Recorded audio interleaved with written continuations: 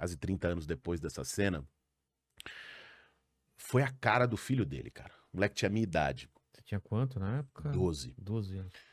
A cara de desespero.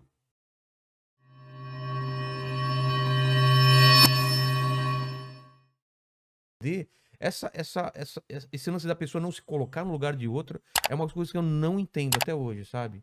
Bicho, vou te dizer uma Porque é isso, coisa. né? É não se colocar no lugar de outro, basicamente. A gente foi perdendo, cara, essa capacidade de empatia. É que empatia virou uma palavra tão ruim, mas é isso, Mas cara. assim, empatia no sentido de sentir Humanidade. a dor das outras É. pessoas. Olhar pra aquele cara que tá na rua, jogado numa calçada, que às vezes a gente olha e as pessoas desviam com medo, e pensar que aquela pessoa que tá lá, cara, podia ser seu pai, podia ser seu irmão. Não, e foi. Ou é, ou foi. É. Conversa com essas pessoas. O cara era advogado, o cara tinha uma família, e aí acontece alguma merda, ou pela impulsão, ou dá uma merda na vida dele, que tá todo mundo sujeito, cara. É isso, cara. Assim, a gente foi, assim, perdendo a capacidade de olhar pra essas pessoas como gente, igual todos nós. Quando eu fui pro Movimento Sem Teto, foi uma escolha, não foi por precisar de casa. Conta essa história pra Certo. gente. O que você fazia antes? Qual que Cara, era? meus pais são médicos, professores da USP. Nunca me faltou nada. Na minha infância, na minha adolescência. Você cresceu onde? Cresci, meus pais moravam em Pinheiros, Tá. depois foram morar na Pompeia, e eu morei com eles. Pô, Sim, estudei em escolas particulares, no primeiro momento, depois fui estudar na escola pública. Mas, de algum modo, isso foi um aprendizado que eu tive deles, dos meus pais. Meus pais são médicos, sempre trabalharam no SUS a vida toda. Meu pai, quando eu era moleque, ia para a Amazônia, para a aldeia indígena, ficar uma semana para fazer combate à malária. caramba. Minha mãe atende até hoje mulheres vítimas de violência sexual no ambulatório lá do Hospital das Clínicas. E eles chegavam em casa, cara, você criança, e contavam as histórias. E era um mundo que muitas vezes quem tá fechadinho ali no seu apartamento, no seu faz condomínio, no seu trabalho, no seu shopping center, no final de semana, não vê, cara. A gente vê São Paulo é a cidade mais rica da América Latina, mas é uma puta cidade desigual. E não é só São Paulo. As nossas cidades têm muro. E meus pais me ensinaram desde cedo a ver esse outro lado. E eu fui começando a ver, né? Eu ia muito, sou corintiano, ia desde os 6, 7 anos de idade com meu pai pro estádio, pra Caimbu, pro Morumbi, assistir jogo. E a arquibancada é um espaço, pelo menos era, antes dessa coisa de arena, de ingresso mais caro, mas era a geral. Era lugar, todo mundo se abraçando. Todo mundo se encontrava. Tava o cara rico, o cara pobre. Rico, todo pobre, mundo, negro, cara. branco, todo mundo ali. Ainda mais torcida do Corinthians. É né? isso. E você tinha o contato com o que é a sociedade. Eu vi uma cena, eu tinha 12 anos de idade, que me marcou muito.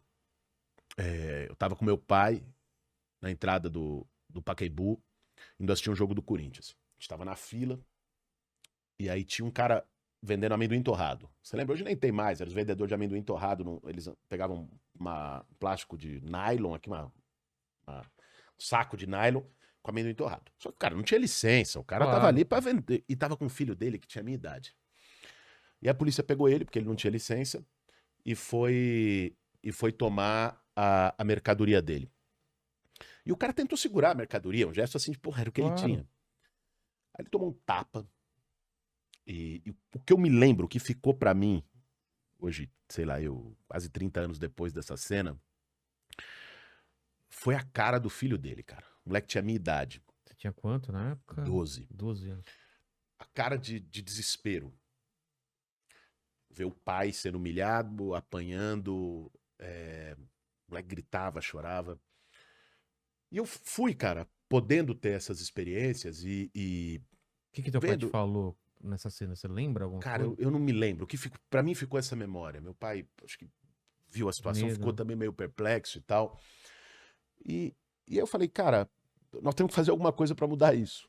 Era o que me tinha na minha cabeça. Não tinha formação política, estudo, nada. Era um sentimento, era uma indignação. Aí eu fui lá, o que eu podia fazer? Moleque, com essa idade. Eu montei o Grêmio Estudantil na escola. Aí fui, depois de um tempo, já com 14 anos, ia arrumar doação para o acampamento do Sem Terra. E levava lá na minha sala, na minha escola e tal. Aí teve uma coisa que me marcou muito também, eu já tinha 16 anos, 17, eu fui ser voluntário num projeto de alfabetização de jovens e adultos na favela do Flamengo, que fica na zona norte de São Paulo. E pra mim, ir lá e conviver, e mais que isso, a alfabetização era pelo método Paulo Freire, que é um método que não ensina só o beabá, não ensina a pessoa que está sendo alfabetizada a escrever palavra, ensina a ler o mundo de outro jeito. Ensina as pessoas a verem sua própria história, a recuperarem, se apropriarem da sua vida, da sua história. E eu vi aquilo, eu falei, puta, eu quero ser professor. E aí estudei no ano, já estava estudando na escola pública, no Fernão Dias, entrei na USP em filosofia, mas eu falei, porra, eu acho que eu quero mais. Eu quero ali. E aí eu tomei uma decisão que foi a decisão que mudou minha vida, cara. Você quer mais no sentido de ajudar mais gente ao mesmo tempo. Eu queria falar, porra, eu quero estar ali, eu quero poder ajudar mais. Era uma coisa que eu pegava por dentro.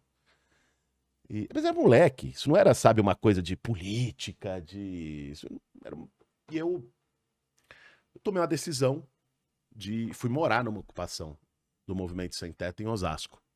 Fui morar. Pra entender? Não, pra atuar. Porque eu achava pra que... atuar. Pra apoiar, pra fortalecer a luta. E fiquei. Isso faz 20 anos. O que você viu lá quando você chegou? Cara, uma ocupação, era chão de terra batida, barraco de lona. Era um terreno sem estar nada construído? Lá naquele terreno em particular tinha uns esqueletos de prédio daquele Sérgio Naia. O terreno era do Sérgio Naia, lembra? Aquele cara que fez cair prédio de areia lá no Rio de Janeiro e tal. O terreno era dele. E aqui, cara, nessa época eu já estava estudando filosofia na USP. E ali eu tive a oportunidade de conhecer, conviver com as pessoas e de aprender pra caramba com as pessoas. Isso muda a cabeça de qualquer um. Mudou. Pra mim virou uma chave na minha cabeça. É uma coisa, cara, todo mundo quer dar um sentido pra sua vida. Certo? Você faz isso pelo seu trabalho, todo mundo que tá assistindo a gente quer deixar alguma coisa pros nossos filhos, pra um legado, alguma coisa que vai vir. E foi isso que eu escolhi. Não acho que essa escolha é melhor que a de qualquer outra pessoa, não me gabo por ela. Mas foi, não é melhor que um enfermeiro. É isso. Eu entendi. Mas foi o caminho que eu escolhi. E tenho muito orgulho dele, porque aprendi pra caramba, e porque permitiu que muita gente que não tinha casa pudesse ter casa. Mas o que o pessoal falava? Que eles... Era uma coisa mais desorganizada e se sentiu assim, cara, eu entendendo o problema deles, eu posso organizar melhor isso. O que você sentia que faltava naquilo para aquilo se tornar uma coisa mais... Pensando bem diretamente, assim. O que falta para isso dar certo? Tem essa demanda do pessoal sem casa. E o que eu posso ajudar nisso? Já de cara falou, vou ser político ou não? Não. Cara, eu tô no Movimento Sem Teto desde 2001. Então. Eu fui ser candidato a primeira vez em 2018. Então não tinha uma ideia de política. Aliás, eu tinha inclusive um sentimento, e a gente tinha no movimento um sentimento de que, cara, não vamos misturar as coisas. Política não vai resolver, é a luta, é a manifestação de rua, é isso. E ao longo do tempo, eu e os meus companheiros, a gente foi aprendendo que precisava se apropriar da política. Porque eu ouço muita gente, cara, e principalmente agora, que eu fui candidato a presidente, fui candidato a prefeito aqui em São Paulo, a gente fala, porra, não quero saber de política. Política não presta, é tudo igual, não vai ter jeito, quando entra lá se corrompe. Agora, cara, se quem quer mudar alguma coisa não quiser saber de política, quem tá lá em cima só aplaude e agradece. Porque esses caras vão fazer política em nosso nome, no nosso lugar e do mesmo jeito que eles sempre fizeram.